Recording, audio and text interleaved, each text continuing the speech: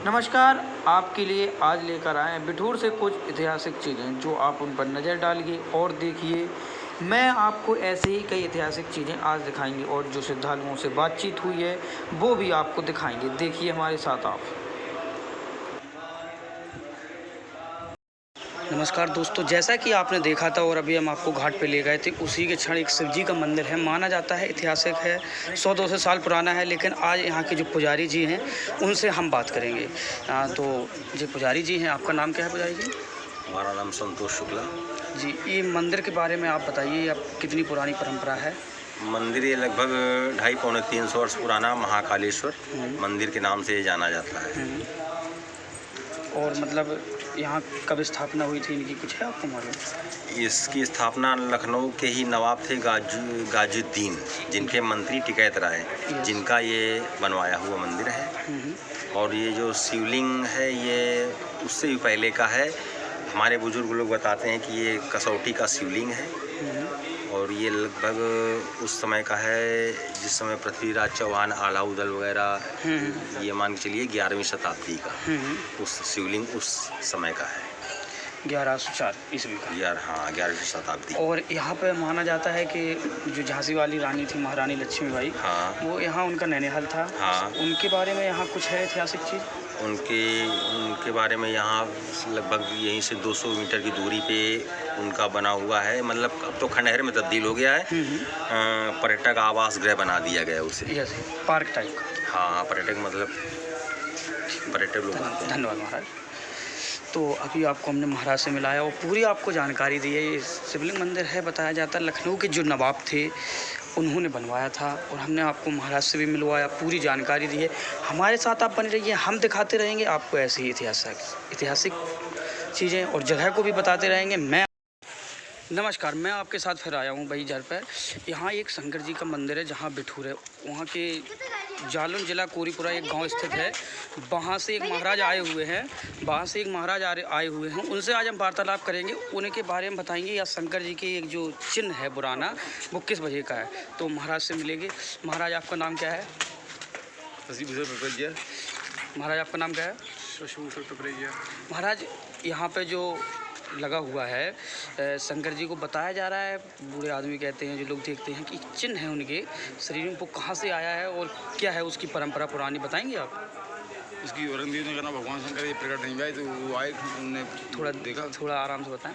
इसमें देखना तरीके से प्रकट नहीं हुआ भगोल, तो तलवार खींच के मारी, भगवान साथ प्रकट हो गए। तो किसने मारी थी? औरंगजेब ने। औरंगजेब जी कहाँ के थे? राजस्थान दिल्ली शासन था इनका।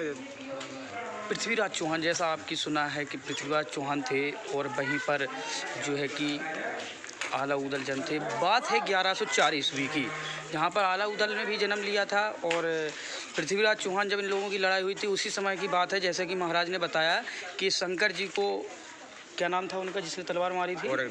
औरंगजेब थे। वो शंकर जी को प्रकट करना चाहते थे, लेकिन शंकर जी प्रकट होने के लिए मजबूर नहीं, मतलब उपस्थित नहीं थे।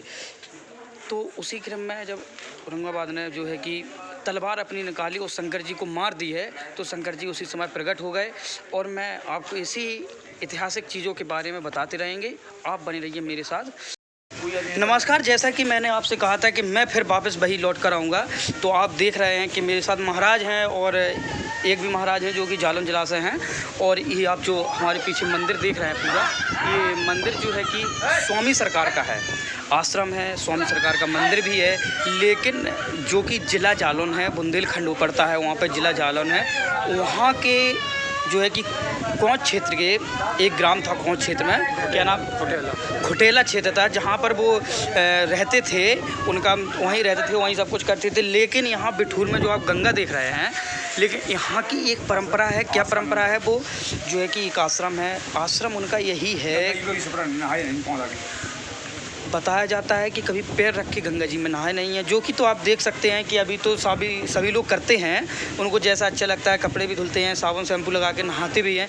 लेकिन स्वामी सरकार का एक रूल था, कभी पैर रख के नहीं नहाए हैं। और दूसरी बात ये है, जब वो यज्ञ करते थे, हवन करते थे या कोई भी मतलब सत्य काम पे करते थे, सत्य भगवान के लिए कुछ करते थे, जैसे उन्हें सामग्री में घी है, तेल है, शक्कर आदि चीज़ों की आवश्यकता पड़ती थी।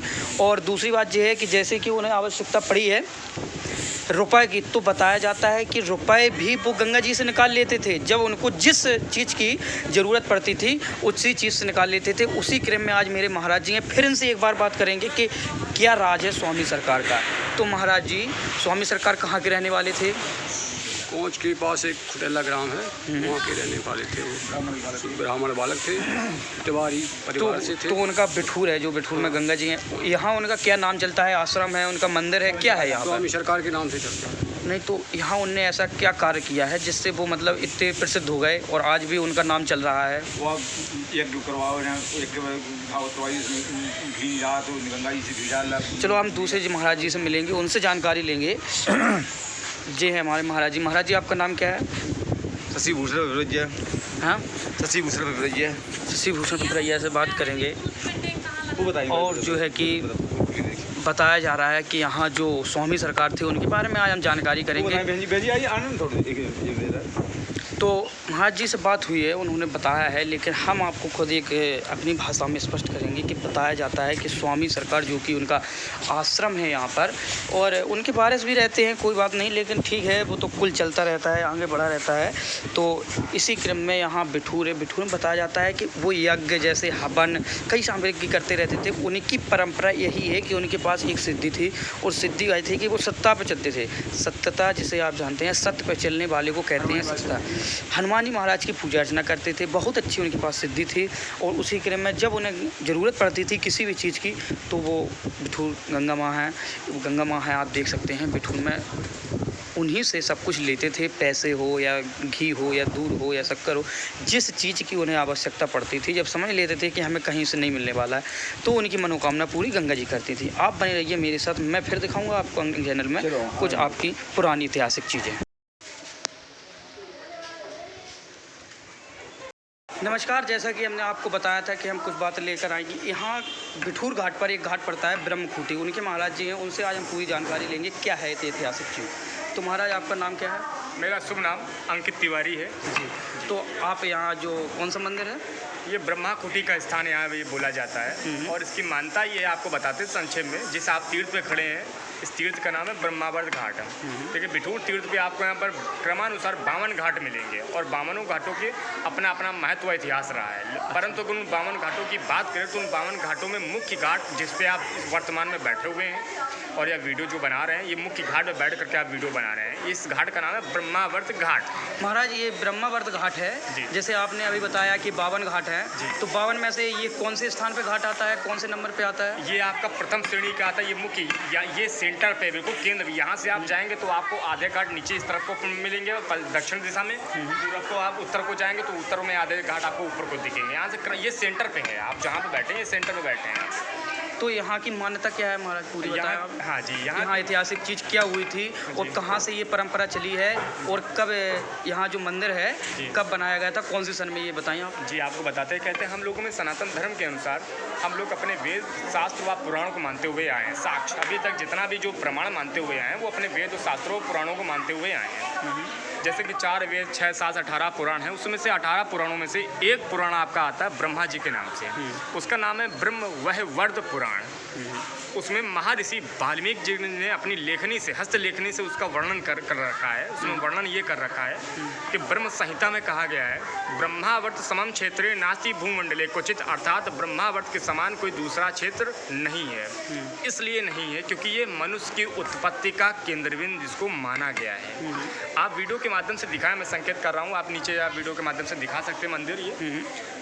ये देख रहे हैं ब्रह्मा कुटी लिखा हुआ, पिलर नीचे खड़े हुए पिलर, तो ब्रह्मा कुटी के लिखा हुआ। अभी तो पानी आ चुका है वहाँ पे। आपको बताते हैं, तो ऐसी यहाँ पे मानता ये है कि भगवान श्री विष्णु जी के आदेशानुसार ब्रह्मा जी ने बैठ करके इसी स्थान पर यज्ञ किया है। यज्ञ करने का उनका मुख्य प्रयोजन व उद्देश्य यह था कि मनुष्य की उत्पत्ति की जाए। पहले इस धरा पर जल ही जल था, तो यहाँ पर ब्रह्मा जी ने बैठ करके यज्ञ किया। एक बार यज्ञ किया, उनका यज्ञ वो असफल रहा, फेल हो गया वो यज्ञ। ऐसे दोबारा किया, फिर भी फेल रहा। ऐसे 99 बार में यज्ञ से महाराजा मनु का जन्म हुआ। उसी यज्ञ से 99 बार में यज्ञ करने किसका? महाराजा मनु का जन्म। और उनके आधे शरीर से रानी शत्रुपा का जन्म किया गया। मनु और शत्रुपा जिनसे वही श्रेष्ठ अनेक रूपा।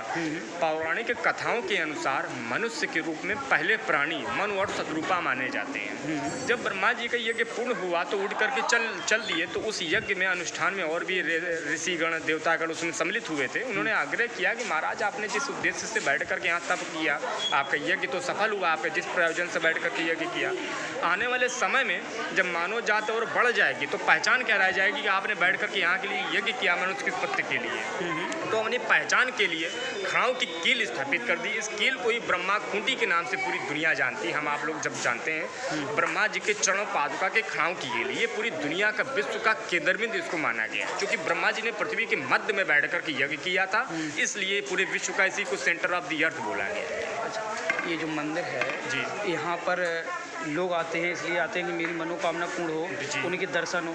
तो यहाँ ब्रह्मकुटी जी का ऐसा कौन सा दिन माना जाता है जो प्रसिद्ध हो, जिस दिन काफ़ी श्रद्धालु आएँ? जी देखिए, जिसे हम लोग सनातन धर्म के अनुसार प्रत्येक देवी देवताओं के अपने अपने दिन बांटे गए हैं, लेकिन ब्रह्मा जी का कहते हैं यह इनका स्थान जो है आप किसी भी समय इनको आप भज लेंगे। कहते हैं मूले ब्रह्मा तुजा विष्णु सखायाम महेश्वरा और पत्रे पत्रे देवानाम वृक्षराज नमोस्तुते। देखिए, ये आपके वृक्ष में भी आपके निवास करते हैं, ये आपके मंदिर में भी निवास करते हैं।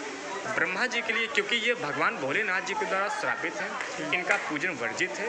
उसके बावजूद आप कभी गए हो या सुना हो राजस्थान पुष्कर में जब कभी आप जाएंगे तो वहाँ पर मूर्ति पूजा है, वहाँ पर मूर्ति है भगवान श्री ब्रह्मा जी की।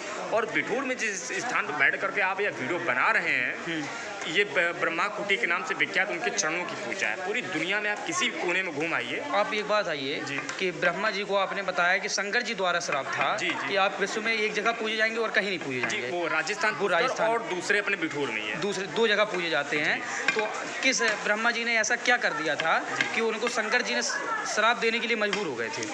ये उनकी कहानी जो धर्म पत्नी आपकी हुई माता सरस्वती जी और लक्ष्मी जी भगवान विष्णु जी की अर्धांगिनी और माँ पार्वती, कहते हैं कि आदि अनंत एक ही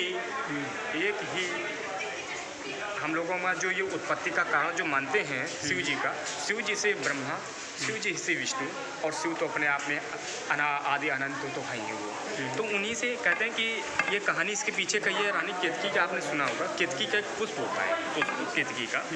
तो इसमें ब्रह्मा जी ने छल कर दिया था भगवान श्री शिव जी के साथ में, छल किया था, छल। और कहते हैं कि मनुष्य में छल हो जाए तो वो एक बार आपका क्षमा योग्य हो सकता है, लेकिन देवताओं के मध्य अगर छल हो जाए तो वो क्षमा योग्य नहीं हो सकता। तो वो छल शिव जी के साथ में हुआ। तो उन्होंने किया क्या, वो पुष्प फेंक करके ब्रह्मा जी को मारा वो, और पुष्प आकर के वो राजस्थान में पुष्कर के स्थान पे गिरा, इसलिए पुष्प से पुष्कर बन गया। अच्छा, पुष्प से पुष्कर बना। जी महाराज, आपको जानकारी के लिए बहुत बहुत धन्यवाद जी। और मैं आपसे फिर मिलूंगा एक बार, अगली बार आपकी मुलाकात होगी, फिर मिलूंगा और आपसे और कुछ जानकारी लेंगे और घाटों के बारे में आप बताने के लिए कष्ट करें थोड़ा। मैं अगली बार आपसे फिर मिलूंगा। धन्यवाद जी।